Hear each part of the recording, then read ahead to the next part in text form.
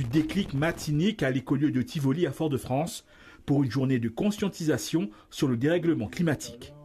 Point de rencontre de personnes sensibles à la cause ou de celles venues découvrir le lieu et les animations proposées sur le thème. C'est un endroit qui est hyper intéressant, notamment par vraiment la confluence de tous les savoir-faire qui sont réunis ici, et notamment aussi pour toutes les personnes qui sont sensibles ou qui commencent à avoir une sensibilité notamment au dérèglement climatique. Donc c'est vrai que là, de voir un petit peu le dérèglement climatique, voir au quotidien quel est l'impact sur notre vie, c'est super intéressant. Et là, pour le coup, on a plein d'experts qui sont là pour vulgariser des choses qui peuvent paraître un peu compliquées. Ateliers, activités pour enfants, danse ou conférences. Plus d'une vingtaine de stands sont présents. L'occasion de découvrir et de sensibiliser les visiteurs sur des pratiques éco-responsables, parfois de façon ludique, avec ce mixeur spécial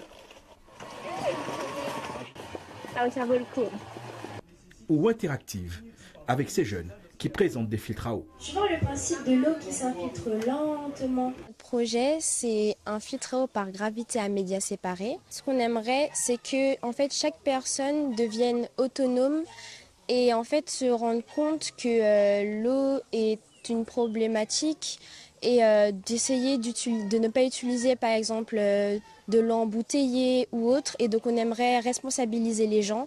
Donc c'est pour ça qu'on est là également pour faire de la prévention. Le message qu'on veut faire passer avec le vélo blender de l'ADL, c'est qu'on peut se passer de l'électricité. Du coup, c'est le corps humain qui pédale, qui fait que ça mixe le jus. Prendre la mesure, y ancrer l'urgence des enjeux d'un changement climatique et lutter contre le climato-scepticisme. L'objectif de cette journée. Climato-sceptiques, climato-rassuristes, tous ceux qui disent bon, de toute façon la Terre a toujours changé. Ce qui est vrai, la Terre elle a toujours changé. Là, ce qui est modifié, c'est vraiment la vitesse à laquelle c'est en train de se passer. Ceux qui disent de toute façon l'homme va toujours s'adapter, ce n'est pas exact. Les organismes ne peuvent pas s'adapter à tout. C'est vraiment prendre conscience et puis derrière avoir des premiers pas simples que l'on peut introduire dans nos vies. Un dérèglement climatique dont les effets ne sont pas que ressentis mais prouvés. En Martinique aussi. On observe en Martinique une évolution des températures qui sont dans les ordres de grandeur qu'on a à l'échelle planétaire, c'est-à-dire qu'on parle de 0,3 degrés par décennie, c'est-à-dire qu'aujourd'hui on est à plus 1,5 degré d'augmentation de température depuis les années 70, donc on a clairement une augmentation des températures.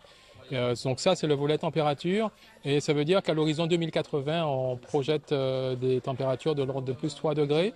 Et même un peu plus élevé en température nocturne. La problématique du changement climatique est complexe. C'est pourquoi les associations Ipiranga et Stratégie Résilience, qui organisent chaque année la manifestation, continuent de sensibiliser le plus grand nombre de Martiniquais.